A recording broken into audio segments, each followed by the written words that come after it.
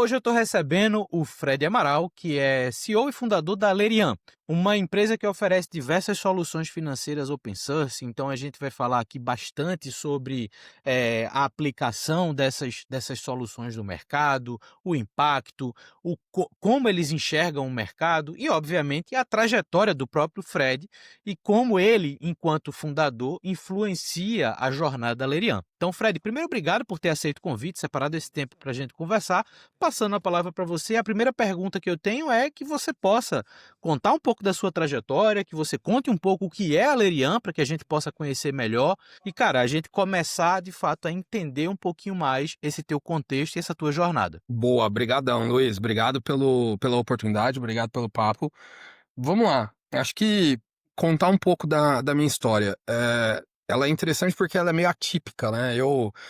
Enfim, de uma determinada maneira, eu sou aquele clichê que começou a programar desde pequenininho, enfim, teve primeiro computador ali com 8, 9 anos de idade. E aí o que aconteceu foi, comecei a fazer engenharia da computação em Goiás, que é o meu estado natal, né? Eu sou de Goiânia. E aí o que aconteceu foi que eu cheguei ali perto de 2004, 2005.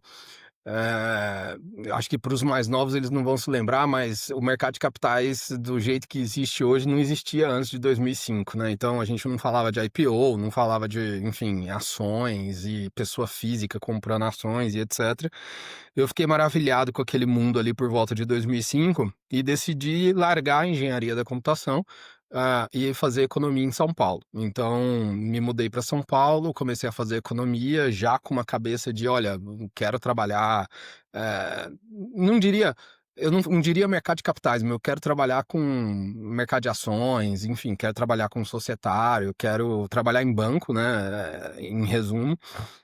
E com isso na cabeça eu comecei a procurar de maneira muito rápida oportunidades em bancos. No início, no meu primeiro ano de economia, eu nem podia fazer estágio, mas eu comecei a estagiar numa empresa chamada Sampo Institute of Finance, que é uma. Hoje, enfim, são extremamente famosos, uma escola de finanças lá em São Paulo, criada pelo José Cláudio Securato, e o pai dele era um dos meus professores na faculdade, na FEA, e aí, enfim, a ligação acabou acontecendo, comecei a estagiar lá, foi uma ótima oportunidade para eu poder ter acesso a mercado financeiro, né? Acho que eu como estagiário, eu podia ter acesso a todos os cursos que a São Paulo dava e foi ótimo. E aí o irmão dele, o José Securato, estava vindo de Nova York para poder ajudar a remontar o banco de investimento de uma franquia chamada Deutsche Bank, Luiz. E aí o irmão me introduziu para o outro irmão, e aí eu entrei como estagiário em banco de investimentos, especificamente na área de IB, né, na área de advisory. E aí fiquei por quase 10 anos fazendo M&A de empresa de tudo quanto é setor, fazendo IPO, fazendo follow-on, fazendo deals de dívida. Então, é engraçado porque a maior parte da minha carreira não foi em tecnologia até o momento, né? Apesar que eu tô quase batendo ali, ano que vem eu bato 50-50, mas até o momento a maior parte da minha carreira foi em banco de investimento. Passei então pelo Deutsche, depois eu passei pelo BTG Pactual, e em 2016 eu saí do BTG para voltar para o mercado de tecnologia, né? Então eu fui trabalhar num dos meus clientes quando eu estava no BTG, que era a Movile, e aí, enfim, eu sempre falo que quando eu saí de tech, Luiz, não tinha cloud, né? Então, para os mais técnicos, a gente fazia deploy como os maias, né? Fazia deploy com FTP ainda e etc. Então, quando eu voltei lá em 2016, tudo tinha mudado. Por incrível que pareça, eu fiquei exatamente 10 anos fora do mundo de tecnologia, tudo tinha mudado, não dava para eu poder voltar codando, não dava para eu poder voltar desenvolvendo, construindo produto e etc. Então eu fiz uma entrada bem mais parcimoniosa, passei pela Móvel, especificamente na vertical de logística deles, que a gente chama de LBS, como Head de BizDev Corp Dev. Depois de ter ficado quase um ano na Móvel, fui pro Uber, também como Head de BizDev Corp Dev. mas aí já entrando mais a fundo em tecnologia, entrando mais a fundo na construção de produto. E aí lá no Uber, um dos meus grandes projetos, né, meu e do meu time, era construir um banco para os motoristas, né? A gente tinha um custo muito alto, Luiz, com época TEDs, né? A gente não estava falando de Pix ainda. E o meu mandato era aumentar a receita, diminuir custo, diminuir despesa, desde que não encoste no lado operacional de riders e drivers, né? E um dos meus grandes projetos era construir um banco para os motoristas para que a gente pudesse diminuir custos com TED e criar benefícios, né, para os motoristas. Eu fui atrás, então, de potenciais parceiros para poder nos ajudar a construir esse business de banco como serviço. A gente não queria ser regulado no Uber, mas, assim, basicamente a gente está falando de 2016, 17 ali, não tinha nenhum player, né? A gente tem que dividir esse mundo de fintechs no Brasil entre a era pré-17, 18 ali, que era muito focada em payment fintechs, né? Muito focada em businesses de pagamentos. E aí, depois de 2017 e 2018, que se juntou Payment Fintechs com Banking Fintechs. Então, eu estava justamente na era pré-banking, não tinha tantos players assim que pudessem nos prover o que a gente gostaria de prover. E aí, com o crachá do Uber, eu fui visitar algumas operações de banco como serviço que existiam no mundo. E uma delas, enfim, lá na Europa, abriu bastante minha cabeça com relação às possibilidades que a gente tinha aqui no Brasil de construir um business de Banking as a Service. Eu voltei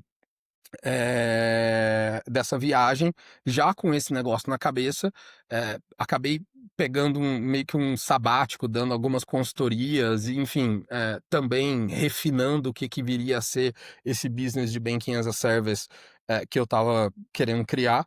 Tentei captar lá em 2017, Luiz, e aí, enfim, a história de 2017 ela é triste, a de hoje ela é mais feliz aqui na Lerian, né? Mas a de 2017 eu não consegui captar. Tentei com todos os VCs tradicionais aqui no Brasil, todos eles me conheciam da época que eu era do BTG, e aí eles olhavam e falavam, poxa, pô, cara, eu te conheço de gravata e terno, assim. Você não é empreendedor, né? Na época eu ainda não tinha tatuagem nenhuma, né? Então eu era mais investment banker. Aí eles, poxa, você não tem cara de empreendedor, ainda mais empreendedor de tecnologia.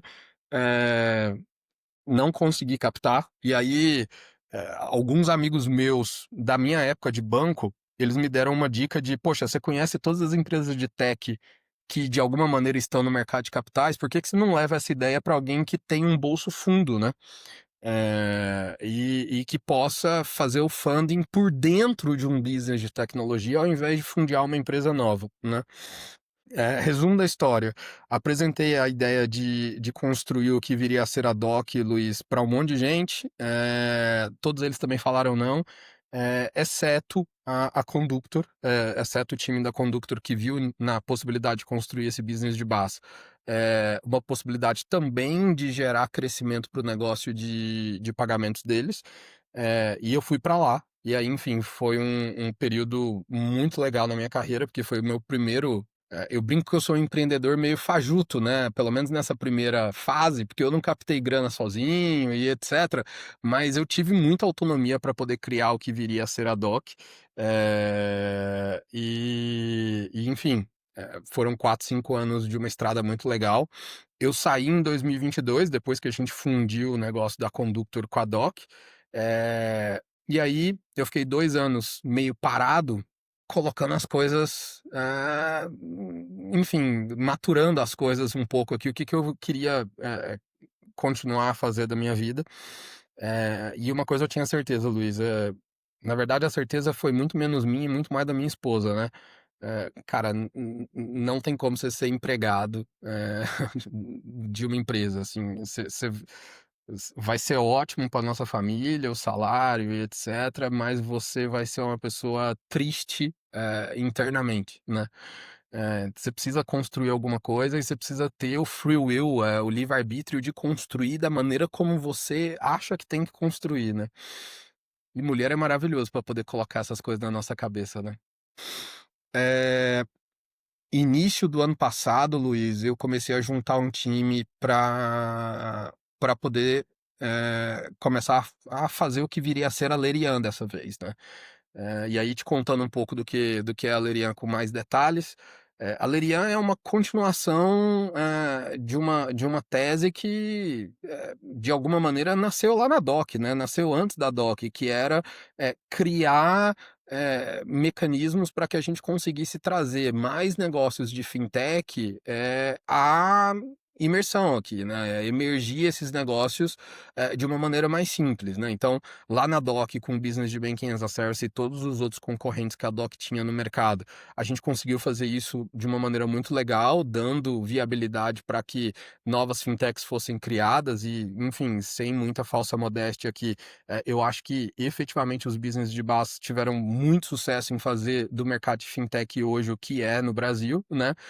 Mas a gente está começando a entrar numa segunda fase, né? Dependendo da perspectiva, uma terceira, mas aí depois a gente fala sobre isso. Mas na minha visão, a gente está começando a entrar numa segunda fase, que é, o aumento do nível de maturidade dessas fintechs que nasceram no business de Banking as a Service, nasceram alicerçadas numa DOC, numa Swap, num Bankly, na Cellcoin, em tantos outros business de base, e agora eles estão se tornando uma empresa regulada, com uma licença de instituição de pagamento, sociedade de crédito direto, enfim, financeira, CEP, seja lá o que for, e precisam do mesmo nível de flexibilidade que um BAS dava do ponto de vista de facilidade de construção, mas agora, enfim, com um quintal bem diferente, né? Que o quintal é seu mesmo, não tem ninguém ali fazendo lá de supervisão para você como é um BAS, né?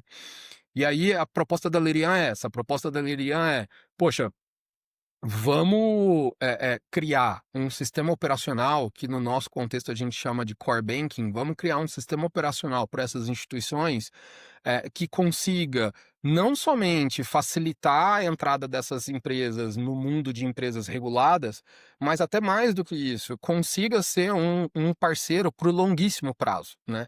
E, enfim, do ponto de vista de estratégia, a melhor maneira de a gente construir um software que é tão core para a operação do seu cliente e que consiga evitar qualquer tipo de conflito de interesses numa parceria de longo prazo, é a gente ter componentes substanciais desse software sendo open source, né.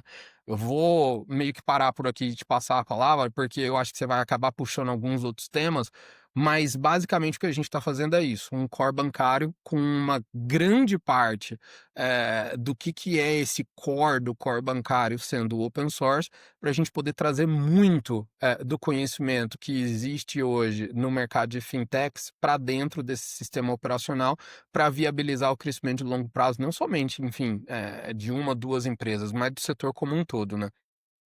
Cara, é muito interessante, e assim, um fato curioso com relação a isso, eu trabalhei numa corporação educacional por 5 anos e meio quase, e eu participei da criação de um banco constituído em cima de um BAS. O banco existe até hoje, é o BUni, Uhum. e e hoje eles estão exatamente caminhando para essa segunda fase que você falou, que é eles se tornarem a estrutura bancária de fato, a estrutura regulada. E isso, cara, é um reflexo que, obviamente, você pode falar isso muito melhor e muito mais com muito mais densidade que eu, mas é um movimento que o mercado financeiro brasileiro, ele tem um grau de maturidade nesse sentido que é uma referência absurda. Então, hoje você consegue criar instituições financeiras dentro do mercado empresarial como um todo, em cima de plataformas BaaS como essas que você falou, e pode também evoluir isso para uma estrutura financeira, uma estrutura bancária, vamos dizer assim, proprietária, regulada, que não dependa de outras infraestruturas. E ver que vocês atuam nessa fase 1,5 para 2, né, nessa construção do terreno proprietário, isso obviamente chama muita atenção pelo cenário, mas me chama a atenção também no que diz respeito a hoje, quais são os teus desafios de mercado, como é que hoje tu enxerga a a integração disso com as estruturas de time de desenvolvimento, com as estruturas, querendo ou não, de gestores e diretores da área financeira que acabam assumindo isso, para entender como é que esse teu conjunto de soluções open source pode de fato gerar valor. Ainda existe, paralelo a tudo isso, e óbvio, isso pode ser menos hoje, mas ainda existe muito aquela visão de, pô, mas a solução open source, será que ela de fato vai me atender com capacidade, com performance? Veja, eu sei que sim, mas eu queria também que você trouxesse isso, numa perspectiva de como é que tu enxerga hoje o mercado da Lerian, em termos de oportunidades e em termos de desafios. Perfeito.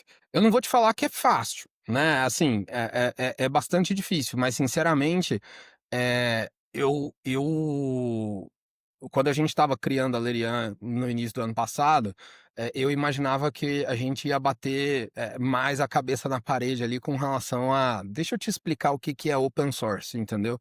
O grande ponto não é esse, né, eu acho que, a gente e aí eu fico tentando refletir, né, eu coloco a cabeça no travesseiro, eu fico tentando refletir o porquê, né.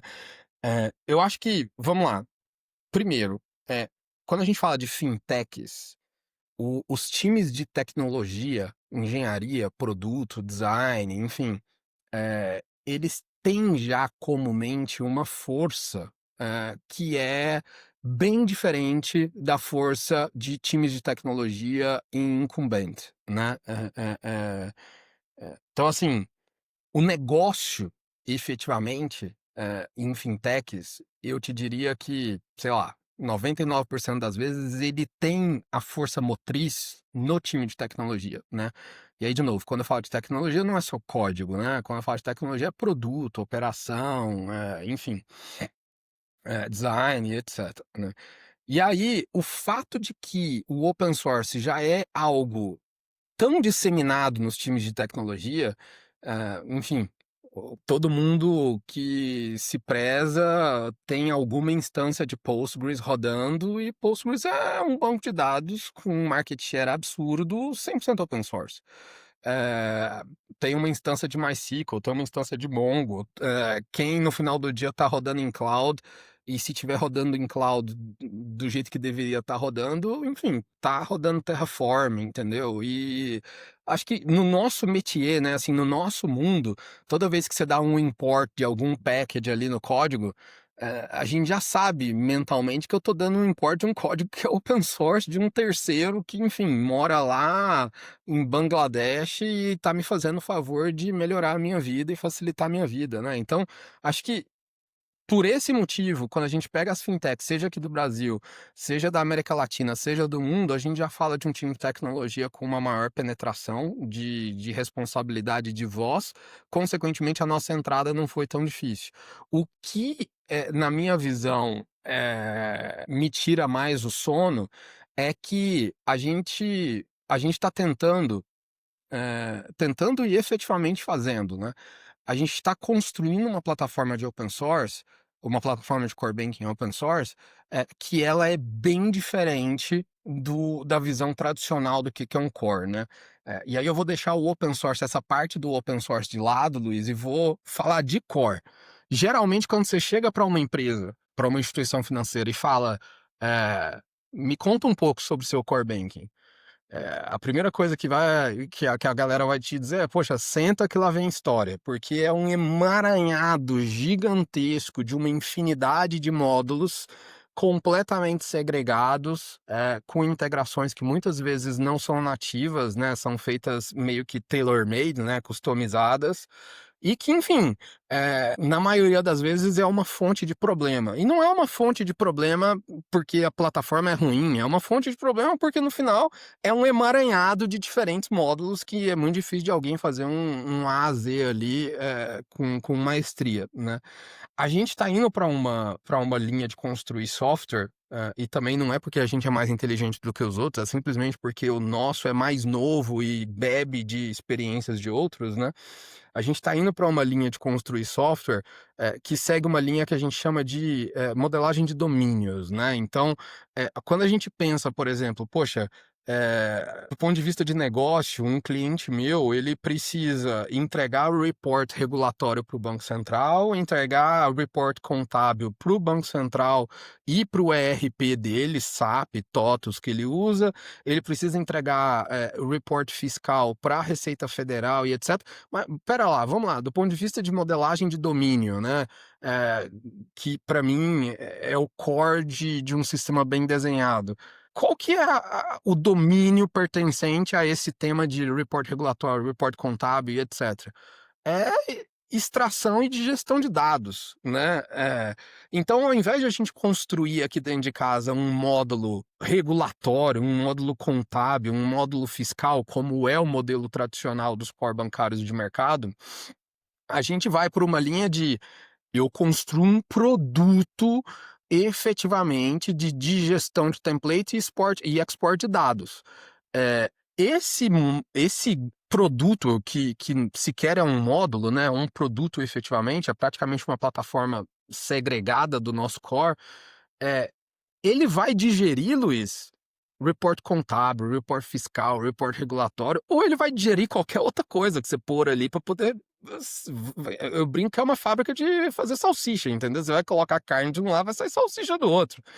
É, agora, quando a gente vai chegar para os clientes que principalmente são mais tradicionais e explica para eles que, poxa, eu não estou te oferecendo um módulo regulatório, eu não estou te oferecendo um lugar que no nosso mundo aqui a gente chama de, poxa, vai sair um CADOC 3040, que é um catálogo de documento, é um documento que você precisa entregar para o Banco Central, pronto e beleza, entendeu? Tá aqui, basta você clicar CADOC 3040. Não, você vai poder gerar CADOC 3040, como também você vai poder gerar qualquer outra coisa. Existe uma dificuldade de a gente fazer esse link, principalmente no nosso setor, entre o que é uma oferta mais nova como a nossa, vis-à-vis as ofertas de mercado, né?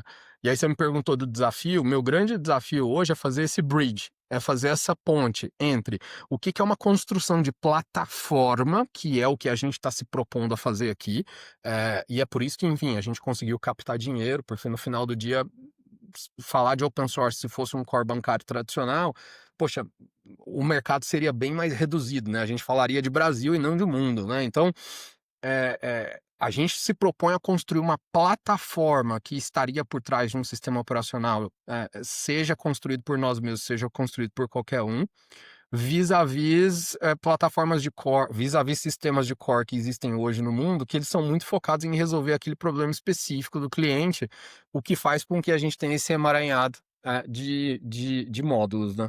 Então, esse é meu principal desafio. A gente tem desafio de vender open source, Luiz? Poxa, eu te digo que, graças a Deus que não, entendeu? Não é uma discussão. Eu acho que quando chega aquela conversa final com o CFO, Luiz, do tipo, e aí, né? Quem são vocês? Não é nem a gente que responde quem somos nós, entendeu? É o próprio time de tecnologia da empresa que vai lá e fala, cara, a gente avaliou o código, a gente fez pen test no código, a gente fez análise de performance no código e, putz, faz bastante sentido, entendeu? É, acho que o meu maior problema é esse bridge de speech, entendeu? Essa ponte do discurso. Isso é muito legal porque isso fica muito claro, e aí eu deixo inclusive como recomendação para quem está assistindo a gente, no site de vocês isso fica muito claro, essa dupla visão da comunicação, né? Existe o discurso que na gestão a gente chama, no caso aí o desenvolvedor para vocês, a figura do champion, que é a figura do cara que vai evoluir vocês dentro da estrutura do cliente até o decisor. E essa tua fala final é exatamente isso. Quando você tem um perfil interno que defende a sua solução para o decisor e não deixa isso só na mão do terceiro que está sendo analisado ali, você ganha um poder muito maior, você ganha uma sinergia de comunicação muito maior. E no site de vocês é muito interessante, porque você fala para desenvolvedores, você usa quase um idioma próprio para desenvolvedores e Exato, usa outro idioma para as empresas, para o CFO, para o gestor, exato, para uma galera que não entende nada do que a galera de desenvolvimento está fazendo, mas depende 100% dessa galera para poder executar as coisas, né? pois é. Então, isso eu acho que é muito legal e é um traço de maturidade, de posicionamento que é relevante. E esse bridge de comunicação, puta, esse é um desafio cavalar. né? E Cara, aí, quem dizer que é fácil, tá mentindo pra cacete. Desculpa aqui, viu, mas tá total, mentindo pra total, pô, caramba, cara, porque é muito difícil. total. Exato. E a relação interna em estruturas empresariais corporativas, cara, é muito difícil você escalar isso com fluidez e agilidade. É É, muito difícil, é muita gente, eu vou usar um termo que a gente usa muito aqui no Nordeste, é muito cacique para pouco índio. pois é. Então, assim, é muita gente mandando, querendo mandar, do que de fato ali disposta a resolver. Então, essas particularidades, essas minúcias, elas são importantes para definir posicionamento, definir estratégia, definir crescimento. E aí eu queria puxar um gatilho, Fred, de um outro ponto que você colocou aqui, que eu acho que também é relevante para a nossa conversa, que é o seguinte: vocês captaram investimento, tá? Então, e aí eu acho que a tua percepção sobre, cara, eu preciso captar investimento, mas eu preciso dar menos ênfase ao open source e dar mais ênfase à visão de plataforma para poder isso trazer mais oportunidades. Aí, sobre investimento, o que é que eu queria saber? Primeiro, como é que foi esse processo para vocês, né? A história feliz agora, diferente de 2017, mas o impacto desse investimento no desenvolvimento da Lerian, no crescimento e nos resultados que vocês conseguiram gerar por conta disso. Muito bom. Olha, enfim, a gente captou lá, em outubro, setembro, outubro do ano passado, quase 20 milhões de reais. Foi um deal, relativamente grande, né, para uma empresa pre-seed, que é uma empresa que, enfim, ainda não tinha geração de receita e não tinha nem produto na rua, né? A gente efetivamente lançou, os primeiros pontos da nossa plataforma nesse ano, agora em janeiro, fevereiro. Mas a gente começou a desenvolver, efetivamente em janeiro, né, com o dinheiro dos próprios sócios, né? Então, até para poder contar um pouco dessa história que ela é interessante, a gente sempre teve na cabeça que se a gente fosse construir, alguma coisa open source, que a gente já tivesse que ter, assim, o Pareto pronto na época que a gente tivesse, e efetivamente pedindo bid de dinheiro, né? E por quê? Porque o mercado brasileiro versus o mercado da América Latina versus o mercado nos Estados Unidos, para funding de oportunidades open source, ele é bem diferente, né? Aqui no Brasil, eu brinco que, em duas situações eu fui falar com fundos aqui no Brasil e eles brincaram comigo alguma coisa do tipo: poxa, eu achei que ia entrar um comunista aqui falando de open source, mas não. Por quê? Porque o open source aqui no Brasil, ele ainda tem muito daquele viés do software livre, né? Que é, cara, é uma vertente completamente diferente do que é ser open source, entendeu? Assim, acho que ambos são open source. No final do dia, né? Ambos têm código aberto, mas o software livre é uma ideologia, né? O software livre é efetivamente uma ideologia, tem, enfim, muita literatura e tem muita coisa muito legal para você poder estudar, para você poder, discutir, para você poder fazer o uso com relação a software livre. Agora, open source é também um canal, uma maneira de você distribuir software. Da mesma maneira que você distribui software como licenciamento, como subscription, como SaaS as a service, da mesma maneira que há anos atrás, décadas atrás, eu ia no Carrefour e comprava uma caixinha de Windows lá e levava essa caixinha para casa. Open source é uma maneira de você distribuir software, e no nosso caso a gente usa isso, bastante, seja com investidores, seja também aqui em casa para poder drivar como é que a gente está construindo o produto, né? Então, para nós, construir um produto open source, ou uma parte dessa plataforma open source, é tão simples quanto a gente avaliar que o mercado, especificamente o mercado de Ledger, que é uma componente do que a gente chama de core bancário, né? O mercado de Ledger, ele já não consegue ser suprido por um modelo de distribuição, seja licenciamento, seja subscription, seja as a service, né? A gente pode entrar no detalhe dos porquês, mas o grande ponto aqui no final, a clientela que faz uso desse Ledger, se vai por um caminho, os benefícios não são superiores aos malefícios daquele caminho de distribuição, as a service, subscription ou licenciamento, o que faz com que muitas decisões acabem indo pelo caminho principalmente quando a gente começa a falar de empresas que são mais tech-wise, né, que tem mais um time de tech mais profundo, acabam indo pelo caminho de construir um ledger dentro de casa, né. Se a gente pega aqui no Brasil tem poucos exemplos, né, mas, por exemplo, o Nubank construiu um ledger dentro de casa, e se você for ver nos próprios discursos deles, do próprio time de tecnologia, é justamente o que conseguiu levar eles para um ponto de cost to income, né, ponto de qual que é o custo da plataforma frente ao income da plataforma, que faz com que eles se sobressaiam, né. No mundo a gente tem, enfim, Revolut, Monzo, Robinhood, Stripe, Square, enfim, tem tantas outras que foram pela linha de ledgers proprietários justamente por conta de antever esse problema do cost to income, especificamente dessa componente ledger. Como que você quebra esse modus operandi de é melhor construir do que contratar? Você elimina o verbo contratar.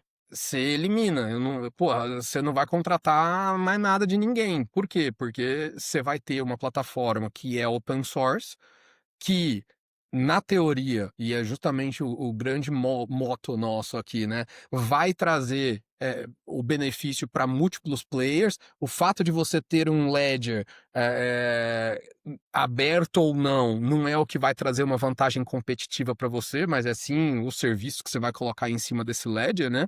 Então, para nós, fazer essa componente open source foi muito nessa linha, né. E eu acreditava que a gente precisava colocar uma grana nossa para poder construir esse open source se a gente quisesse fazer uma empresa aqui no Brasil. Então a gente começou a construir em janeiro do ano passado, com uma grana própria nossa, e aí, lá em maio, junho, a gente começou o processo de captação, mas aí tendo na bagagem dessa vez, Luiz, o fato de que, enfim, o time que está aqui construiu 11 ledgers ao longo dos últimos 7 anos, né.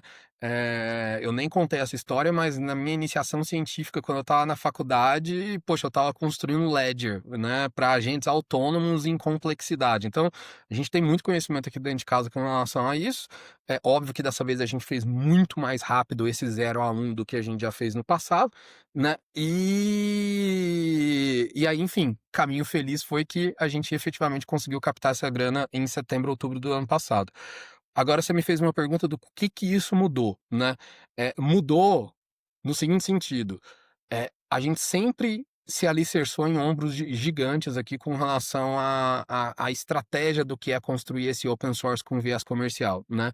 E o playbook desses gigantes sempre nos disseram: "Olha, o que vocês precisam é ter uma parte fundamental como o open source, só que aquele que vai para o open source, ele está disposto a pagar subscription as a service ou licenciamento, ou seja, os modelos de distribuição antigos de software, antigos ou, enfim, outros modelos de distribuição de software, eles estão dispostos a pagar por plugins que não necessariamente precisam estar no core do core, ou seja, não precisam estar no open source porque eles atendem nichos específicos, casos de uso específicos, e estes plugins são uma via importante de monetização, né? Você pode chamar de plugin, você pode chamar de add-ons e etc. E esse montante de dinheiro que a gente trouxe para dentro de casa no ano passado foi justamente para a gente fazer o funding desses plugins, né? Então, se a gente não tivesse feito a nossa rodada, a gente teria continuado o modelo de open source, mas aí a gente teria uma linha de receita ao invés das 3 atuais que nós temos hoje.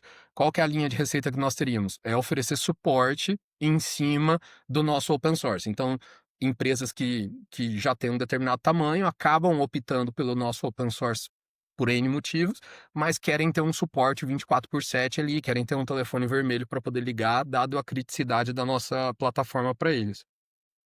Com o funding que a gente fez, eh, isso possibilitou que a gente trouxesse mais gente para poder construir mais plugins, e cada um desses plugins, hoje a gente está com 11, 12 plugins já na rua, eles geram mais uma linha de receita para a gente. Então a gente cobra subscription em cima desses plugins. Cada um deles tem preços variáveis, né?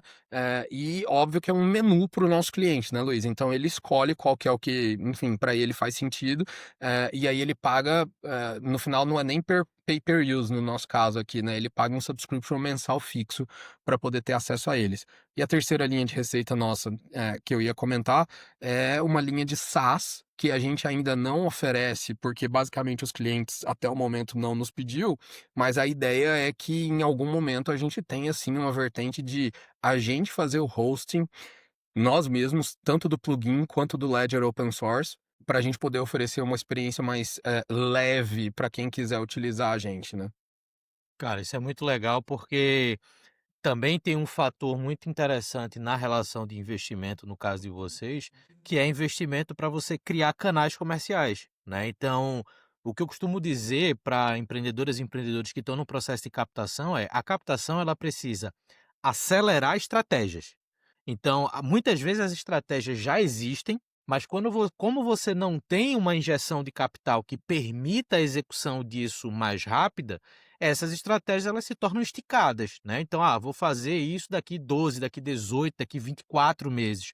Mas quando você traz a captação, você traz os testes, você traz a implementação e você traz a consolidação de novos canais numa velocidade maior e, obviamente, podendo gerar aprendizados e crescimentos e consolidar outros modelos de negócio, né? Então, isso eu acho que no teu caso é muito perceptível e eu acho que foi muito inteligente da parte de vocês essa criação de novos canais comerciais, porque isso cria um nível de dependência do teu cliente ao conjunto de soluções que você entrega hoje muito maior, né? Então, É. longevidade, o LTV aumenta absurdamente, então isso eu acho que é uma inteligência estratégica que um investimento ele pode acelerar, né, É, e eu brinco muito, até te complementando, ô Luiz, eu brinco muito com meus amigos que, enfim, estão indo para captação e etc., que a pergunta que, às vezes, o empreendedor, ele menos gasta tempo, e talvez seja a mais importante de todas, porque se você chegar ali, até ali, é muitas vezes o que, enfim, faz com que o interesse seja zero ou um, é o uso dos recursos, cara. Assim, eu acho que você precisa ter uma resposta muito bem elaborada, para você poder mostrar para um terceiro, onde que você vai gastar aquele dinheiro e o que que vai gerar, né.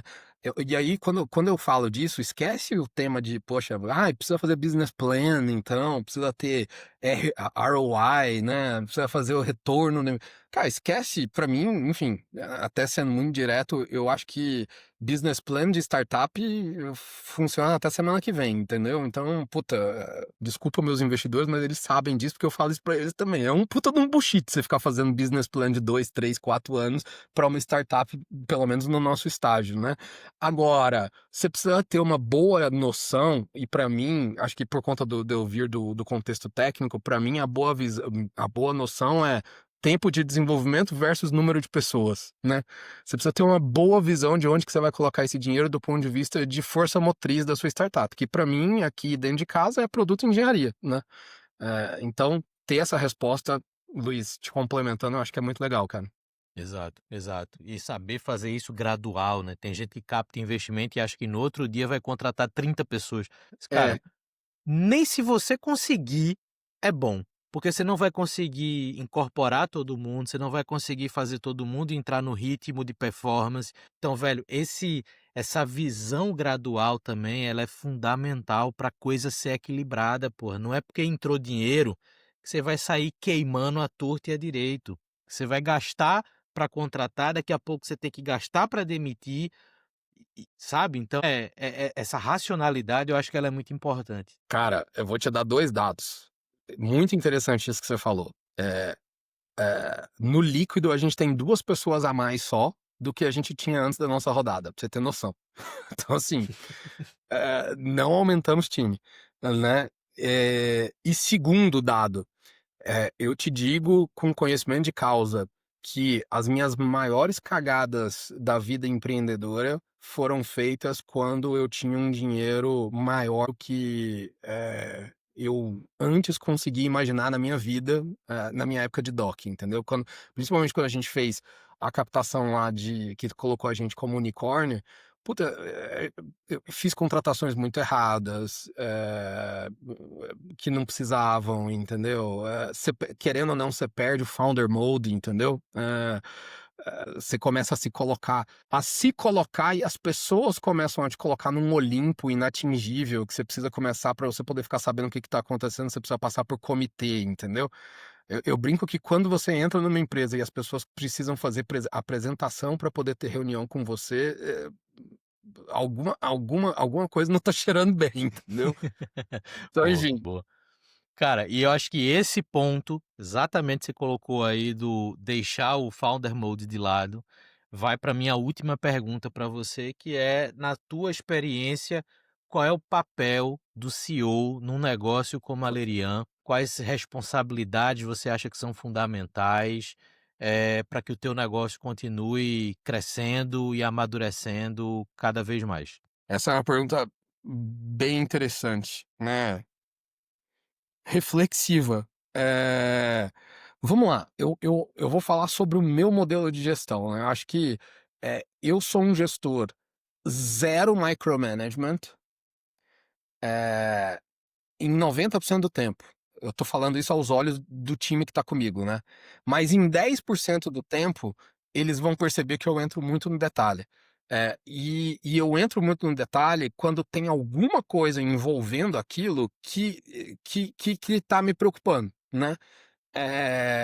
Então assim, 90% do tempo eu confio muito no time, eu tenho um time que se você fosse olhar, em outras empresas, muitas vezes eles não seriam vistos como um time sênior, em alguns nomes específicos, mas, eh, e aí de novo, né, sem falsa modéstia, eu acho que quando eles trabalham comigo, eu tenho um jeito de lidar com o meu time que a senioridade acaba, florescendo, entendeu?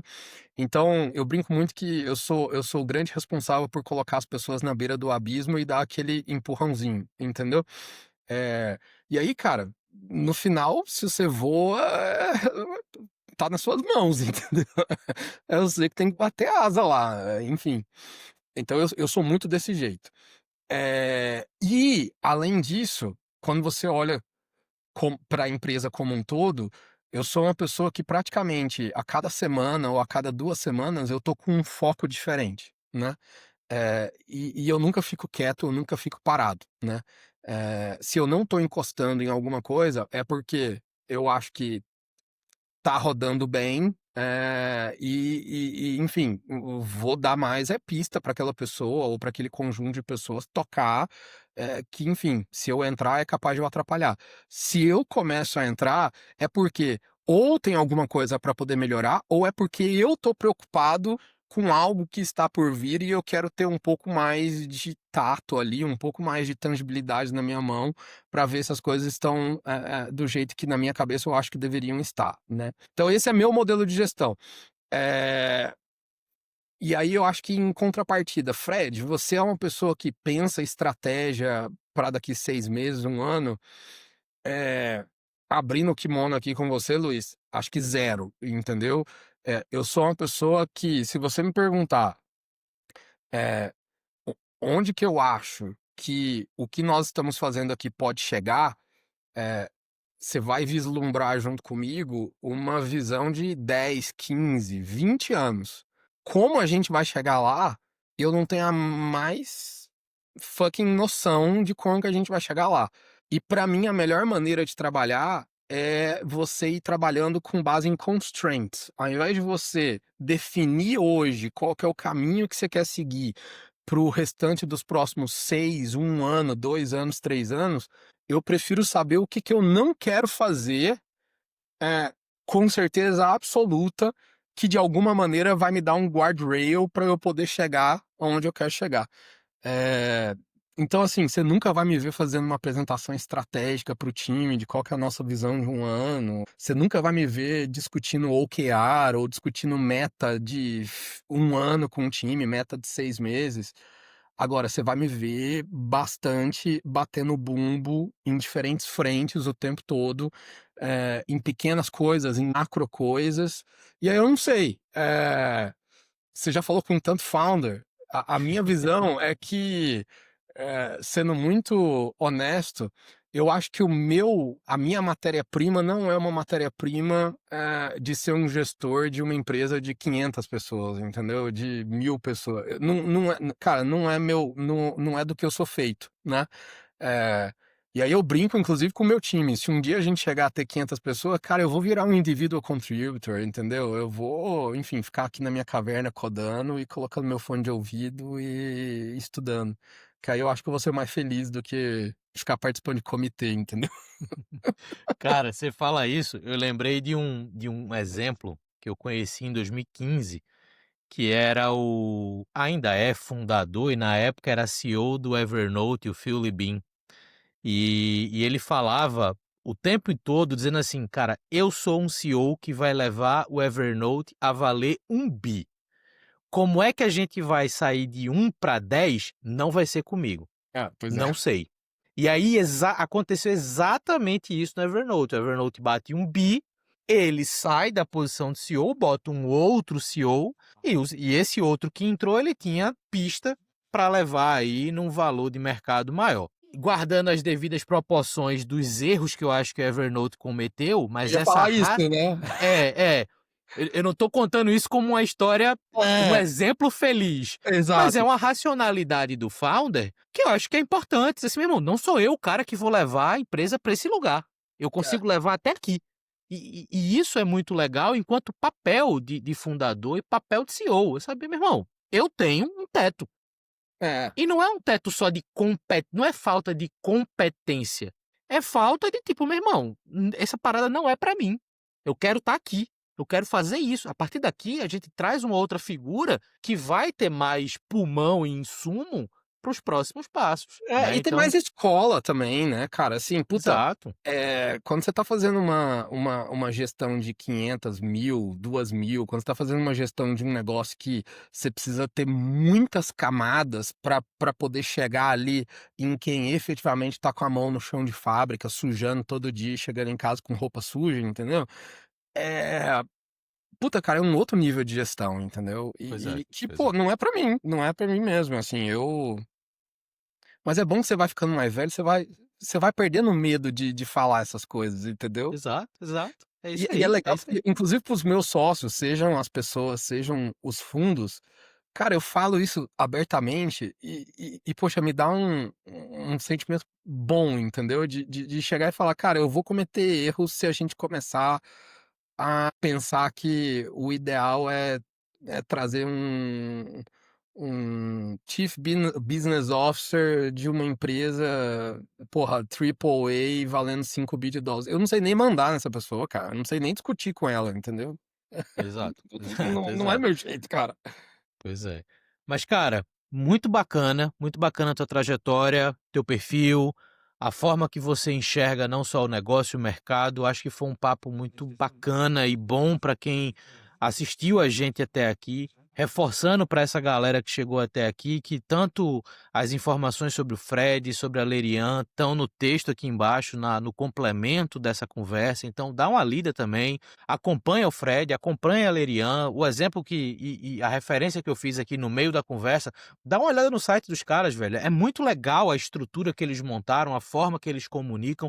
Isso pode ajudar você a pensar se a comunicação do teu negócio está sendo assertiva, se a comunicação do teu negócio está posicionando do jeito que você espera e precisa para que o teu negócio se firme no mercado. E, obviamente, a gente se vê e se fala no próximo Papo de Founder.